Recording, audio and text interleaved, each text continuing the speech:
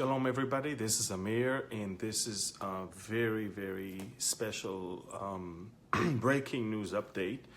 I wish I didn't have to report that, but I can now report what I knew for the last 2 hours, that an Israeli F-16 was shut down by Syrian anti-aircraft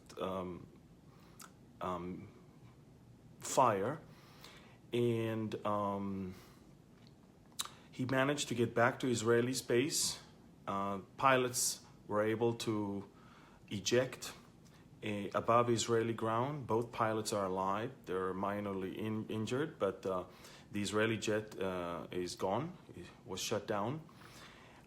This is an escalating situation in northern Israel right now.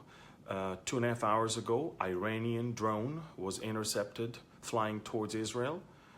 We monitored the situation, and then once it was above Israeli ground, an Apache helicopter was sent to intercept and destroy it. Side by side with that, Israeli F-16s were immediately sent to destroy Iranian targets in Syria. And throughout that activity, an Israeli plane was damaged, and the pilots had to return back, eject and abort, and the plane is crashed and the pilots are alive. This is by far the most severe incident since the war with Lebanon in 2006, and the situation is still undergoing.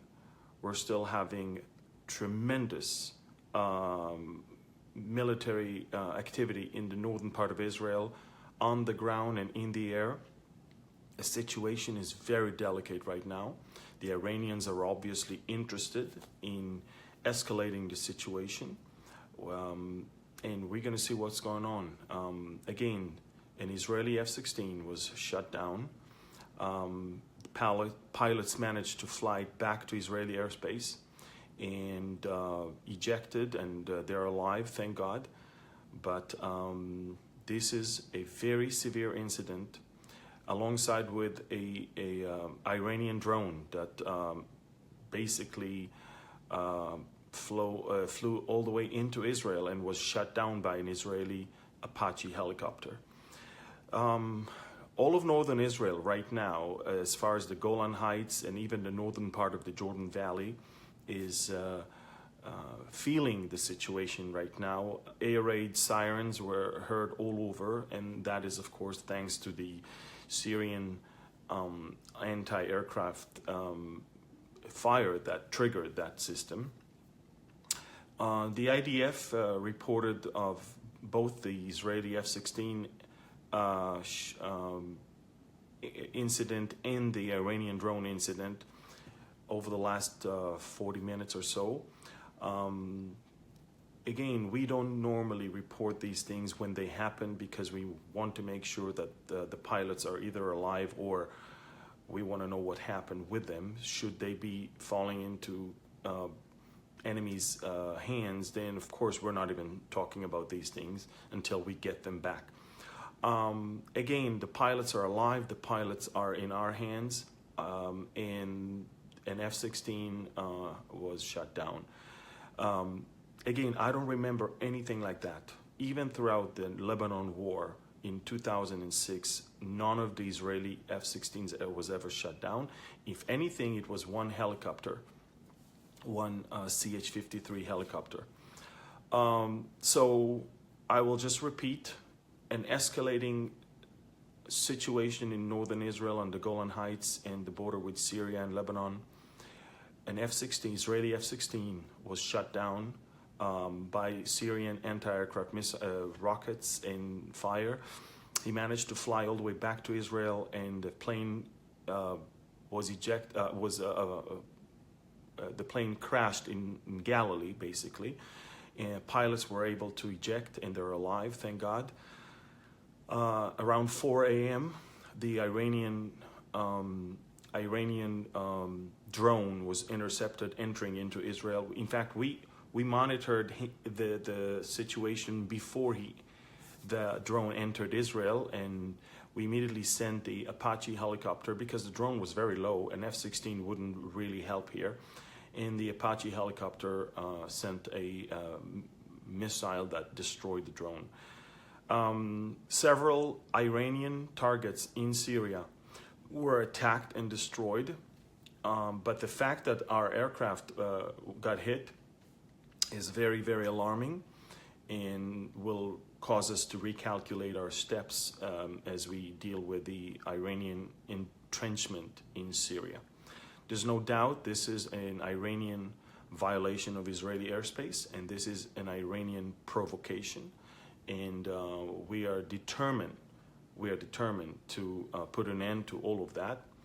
I'll be updating you on the situation as it goes on. This is just 7 a.m. right now in Israel.